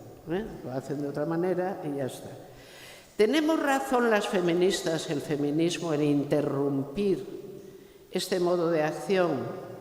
Sí, porque decididamente ese modo de acción, aunque no fuera su característica, su fin principal, expulsarnos del espacio público, a la postre lo logra, porque introduce una vergüenza que ningún individuo o individua sola puede superar. La vergüenza es un sentimiento profundísimo que te hace, mal manejada, te hace inhábil para reclamar justicia, porque la vergüenza es más poderosa y es más oscura. El sexo femenino ha vivido siempre bajo una insana capa de vergüenza. Para empezar desde el fundamento, ser mujer, ello mismo es una vergüenza. ¿Por qué no eres otra cosa? Como decía el maestro Aristóteles, eres mujer porque no lograste ser varón. La naturaleza quiere varón y cuando se produce el engendrar, siempre que todo va bien, sale un varón. Pero cuando algo se joroba, sale una mujer. Por lo tanto, la mujer ya está marcada desde que nació porque no ha llegado a ser lo que debería haber sido. ¿Cómo puede una conciencia dominante ser tan torpe del término latino turpis, ser tan torpe como para haber arrojado la vergüenza sobre su mismo nacimiento, como para haber arrojado sobre la feminidad completa su desagrado por resistencia? Las mujeres estamos encantadas de pisar el suelo y el mundo nos gusta. Y a medida que lo cambiamos, nos gusta más todavía. Y no encontramos que tengamos que ir a ningún sitio a poner a nadie del revés y meterle nada por ninguna parte. No es nuestra manera de actuar en el mundo. ¿Creemos que esas conductas pueden suavizarse? Hombre, pues a lo mejor somos unas ilusas, pero yo creo que sí. ¿Cómo? Como se hace todo, con buenas leyes. Una comunidad se distingue de otra si es capaz de edificar buenas leyes. ¿Ha contribuido el feminismo, ha contribuido a que estén vigentes buenas leyes? Sí. Y si alguna vez tenemos algo que no sea tan buena ley como lo que parece, deberíamos revisarlo. Puede ser que el camino del feminismo no sea después de todo una línea absolutamente recta, pero nos tenemos que atrever a hablar de lo que pasa.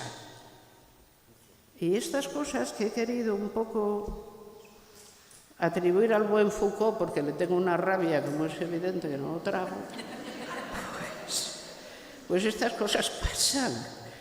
No es ningún tipo de rebelión contra el orden establecido ir a inflarse de Viagra en Villa Certosa. Es más bien darle todavía más solidez. No es ningún tipo de... que leyendo a Sade, yo creo que una de las cosas sensatas sensatas y divertidas más, ¿no?, que le he oído a mi colega Fernando Savater en la vida, fue un día que dijo: yo es que últimamente no leo a Sade porque me doy cuenta de que ni aprendo ni mejoro. Y nada más, gracias.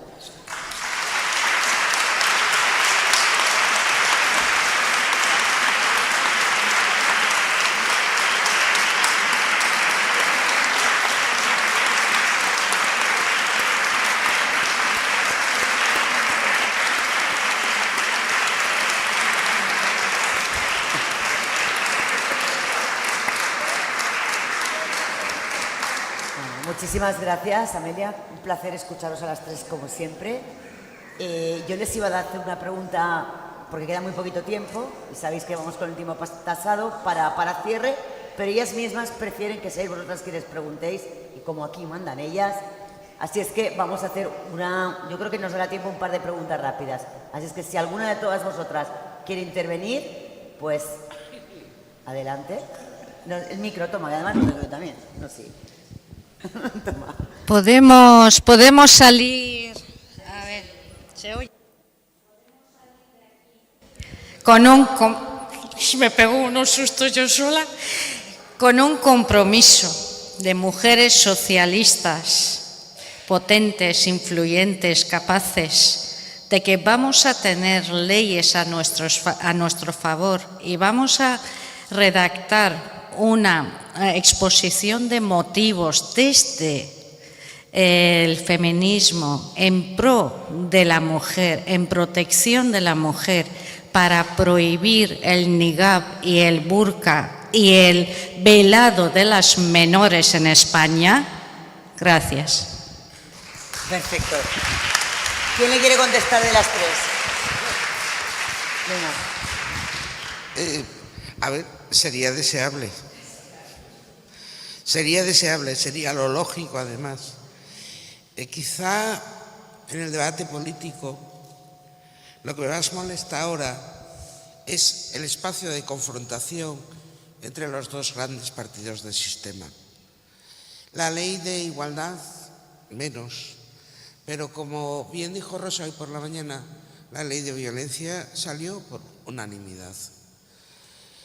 A mí me produce un dolor indecible ver cómo cuando hablo de los partidos del sistema me refiero en el caso español al PP y al PSOE, que realmente deberían llegar en torno a estas cuestiones al diálogo, al reconocimiento y a la unanimidad para legislar en lo que tiene que ver con imposiciones vestimentarias. La izquierda no lo va a hacer. Esa izquierda más extrema, al PSOE. No lo va a hacer por una razón muy sencilla. Porque están llevando en las leyes trans que determinadas imposiciones vestimentarias son un indicador de transexualidad masculina o femenina. Por lo tanto, las imposiciones vestimentarias les encantan. Está en las leyes trans cuando dicen ley sobre o expresión de género. ¿Qué creen que es la expresión de género? La manera de hablar, de comportarse, de vestir. La pura estereotipia. Por lo tanto, de la izquierda, más a la izquierda del PSOE, no es esperable ninguna ley sobre imposiciones vestimentarias, porque en el fondo la comparten. Y por parte de la derecha, a la derecha del PP, tampoco es previsible que hagan nada relativo a imposiciones vestimentarias, aunque ahora lo están utilizando como carnaza frente a la denuncia, ¿no?, cultural. El panorama es feo, pero yo lo único que esperaba es que los partidos del sistema, PP y PSOE, acordaran sobre ello. Y me produce un dolor infinito ver que no es así. Y explica en muy buena medida el escenario de polarización en el que estamos, porque los grandes partidos del sistema, no solamente en España, sino en las democracias consolidadas, han sucumbido a las batallas culturales que imponen sus extremos políticos. Esta es la realidad. Por eso las democracias están en retroceso y por eso en democracias consolidadas estamos viendo realmente cómo aumentan los populismos tanto de izquierda como de derecha. Y termino. Dije que no iba a hablar, pero bueno, termino. He descrito de alguna manera cuáles son las pasiones crueles del tiempo presente: resentimiento, indignación, bronca, que se sustancian en dos. Esto es como los mandamientos: la ira y el odio. Y la ira y el odio es el cemento de la misoginia. Y está presente en discursos de izquierdas, de extrema izquierda y de extrema derecha. Hala, te paso la palabra. Qué interesante Pues, reflexión, Alicia.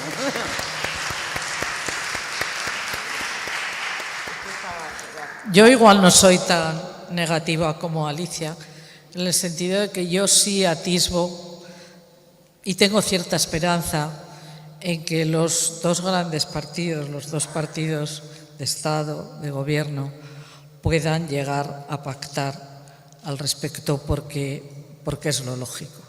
Y además, hemos visto en Lérida, se ha aprobado hace poco una resolución, bueno, que avanza por el camino que creo que debemos de avanzar y, en fin, yo creo que se pueden y se deben de dar pasos. Y yo creo que es un momento que, aunque es un momento de mucho odio, mucha polarización, a mí me parece que justo nosotras tenemos que avanzar y hacer hincapié en el camino de la esperanza.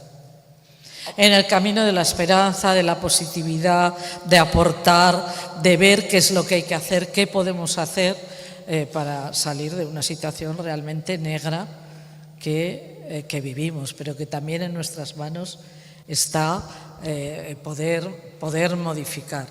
Vamos, de hecho, hemos modificado en los últimos 50 años, me parece que Matilde ha planteado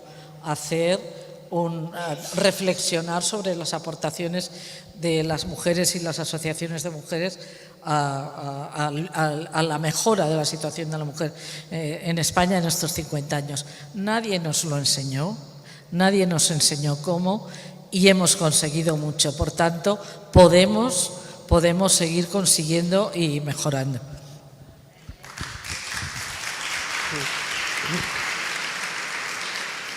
Un soplo de esperanza. Yo también. La idea fundamental es que no existen vestimentas religiosas. Las vestimentas religiosas son aquellas que se utilizan en ritos religiosos. los cuales están cerrados en número, espacio y tiempo completamente. Tampoco existen celebraciones culturales que duren 365 días. Si tú has de celebrar la peculiaridad de tu cultura para que aquello parezca una celebración, el tiempo en que lo haces ha de ser limitado. Si no, no estás celebrando nada, simplemente estás sucediendo algo, o algo está sucediendo a través de ti. Eso es otra cosa, no celebras nada. Hay siempre un grupo interesado del que cabe hablar para apoyar estas cosas que tienen varios nombres, por ejemplo, imposturas. El grupo interesado en España ha sido un grupo de derecho que se había quedado sin nada de lo que comer, que eran los catedráticos de Derecho Canónico, de los cuales conocemos a varios, incluso buena gente. Eran catedráticos de Derecho Canónico y ellos se dedicaban a lo suyo, a ver si te anulaban el matrimonio y cosas así. Vale. O a cosas todavía más esotéricas. Vale. Luego hubo divorcio, ya no hubo necesidad, se acabó. Y entonces se dedicaron a hablar de una cosa llamada derechos religiosos.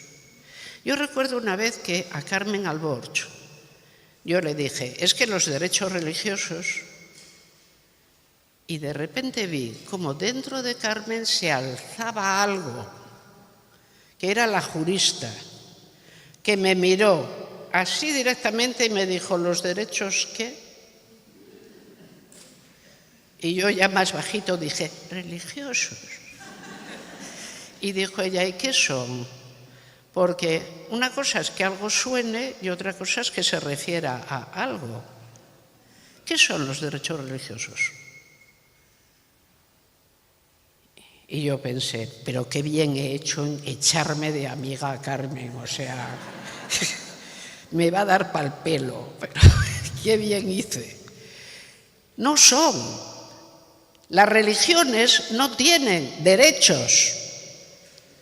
Las religiones son conjuntos enormes, normativos y simbólicos que son autorizadas y protegidas por el Estado hasta donde no conculquen los valores básicos ni los derechos civiles. Y eso es lo que hay.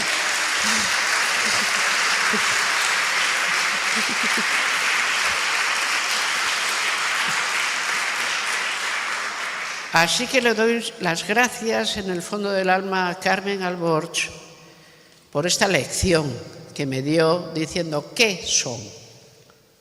Porque una cosa es que suene y otra cosa es qué materialidad tienen. ¿Dónde están? ¿Tiene derecho una religión a pedir, por ejemplo, que sus lugares de culto no se ataquen? Claro, pero eso está promovido en el derecho corriente. ¿Tiene derecho una religión a decir que sus creencias no se pongan en entredicho? ¿En qué mundo viviríamos si las creencias religiosas fueran superiores al orden civil y limitaran la libertad de expresión? Porque una cosa es que nos callemos por miedo, cosa que hacemos muy a menudo, y otra cosa es que alguien diga que tiene derecho a nuestro silencio. Es otro asunto. Nuestra sociedad es una sociedad abierta. Puede existir el delito de blasfemia. Recuerden, Arabia Saudí lo intentó en el seno de la ONU, que el delito de blasfemia pasara a incorporarse a los protocolos internacionales. No lo logró, claro. Pero siempre va a haber alguien que diga, son un poco lilas. Vamos a meterles esta, que es tan bonita. ¿Cuál es el centinela? Por el momento era número 1. El feminismo era un buen centinela. Siempre lo puedes tener a la puerta de casa para que diga eso, no pases por eso. Lo que pasa es que ahora tenemos una cosa que se quiere apropiar del nombre dispuesta a hacerse cargo de todas las tropelías que quepan. Entonces, ¿cómo nos puede decir alguien, hombre, deja de enfrentarte a la cosa queer, que es un aburrimiento, no está de moda? Dice, sí, lo malo es que está. ¿Cómo vas a evitar enfrentarte si es la tergiversación completa de lo que el feminismo es y pretende y es capaz de hacer? No puedes evitar la confrontación. Y luego ya al infinito mundo de las fobias. La islamofobia. Por cierto, la encargaron los ayatolas, el termicillo, su dinerito les costó, pero como dinerito les sobra, no tienen ningún problema. 47 años haciéndose cargo de todo el petróleo que produce Irán, va para una cantidad de dinero asombroso, que van bien. La islamofobia, hasta llegué a escuchar surrofobia y putofobia. Y la verdad es que lo que tenemos, la cretinofobia, yo creo que es una cosa que sí que tenemos que usar. Tengo una cretinofobia, una tontofobia que no puedo con ella. O que no es que creas que el otro es tonto, es que cree que el otro cree que tú eres tonto. Es una cosa totalmente diferente. Dicen, pues va a ser que no. Hay quien confunde la tolerancia con la estupidez. Y la tolerancia, como es un valor que nos permite vivir, tiene que ser siempre defendida, pero nunca tergiversada. Y la manera de no tergiversarla es discutir públicamente hasta dónde tiene que llegar. Y hasta ver a mujeres ataviadas con semejantes ropajes. Bien sea porque se los pongan ellas por gusto, porque sean un poco fundamentalistas, que a verlas las hay. Bien sea porque se los pongan otros para lucir su poder sobre su propia gente, pues, en fin, como decía mi amiga Fadela Amara, ni putas ni sumisas, hace tiempo, y me dijo a mí una vez, dice, tenemos mucha suerte con la ley que prohíbe el pañuelo. Ya no hablaban del niqab, ni del pañuelo. Dice, porque se puede decir en casa, papá, je peux pas. C'est défendu. Donc, je peux pas. Así tu Estado te apoya. Tú no tienes capacidad para decirle a tu padre no haré algo, pero el Estado lo hará por ti. Y esa me sigue pareciendo la mejor manera. Que luego una vez al año en la gran fiesta del Cordero te quieres poner lo que te dé la gana. Entonces es cuando eso se parecerá a una procesión de Semana Santa. Cuando se haga una vez al año, en un tiempo limitado y en un lugar limitado para celebrar algo en particular. Mientras tanto, por favor, un poco de tontofobia nos conviene mucho. Nada más. Pues muchas gracias, lo dejamos aquí. Bueno, las conclusiones, que es lo que nos queda. Muchísimas gracias por ajustaros a tiempo, que es muy complicado. Nos podemos quedar, te escuchamos desde aquí. No, porque si no se oye fatal. Es que no se oye muy bien aquí arriba, Rosa. Se oye fatal. ¿Os ayudo a bajar? Sí.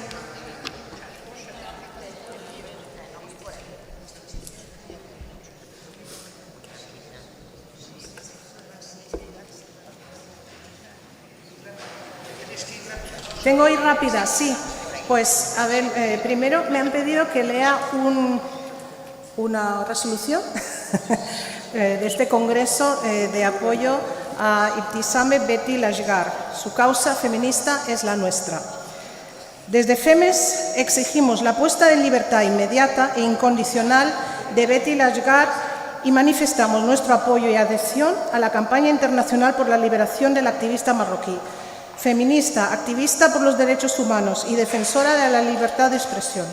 Su causa feminista es la nuestra, defensora activa de la igualdad entre mujeres y varones, la libertad sexual, tanto de las personas heterosexuales como homosexuales, el derecho al aborto, la lucha contra todo tipo de violencia, en particular la violencia contra las mujeres, y el fundamentalismo religioso. Cofundadora en 2009 del Movimiento Alternativo por las Libertades Individuales Mali, Defiende un feminismo universalista y laico, criticando el relativismo cultural y las prácticas del llamado feminismo interseccional. Como ella afirma, los derechos humanos y el feminismo son los mismos en todo el mundo. Los derechos humanos y los derechos de las mujeres no deberían conocer fronteras, religión, sexo ni color de piel. El reino de Marruecos, sucumbiendo a las pretensiones inquisitoriales del islamismo, mantiene al día de hoy en la cárcel a Betty por su defensa de la libertad de conciencia, la libertad de expresión y la libertad sexual, vulnerando así la Constitución marroquí que proclama el objetivo de construir un Estado de Derecho democrático. Exigimos la liberación inmediata desde FEMES, hacemos nuestro grito de millones de mujeres y del Ashgar en particular, contra el fundamentalismo religioso, más feminismo, contra el relativismo cultural, más feminismo, contra los gobiernos autocráticos, más feminismo.